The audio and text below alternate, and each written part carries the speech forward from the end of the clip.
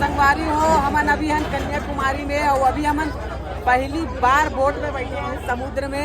और देख सकते हो संगवारी हो कितना मस्त नज़ारा है। अब ये देख सबो जन मितेश भाई है और दे ओती बार पुलेश्वरी हवे। अब पूजा मन वो तरफ बैठे संगवारी हो खिड़की में, ये तरफ गीता है ना। कैसे लगा थे पहली बार बोट में बैठे ओ दे चालू हो गए संगवारी हो चालू हो गए।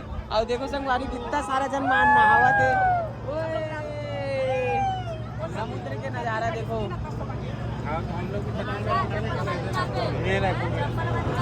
हमारा रायपुर से।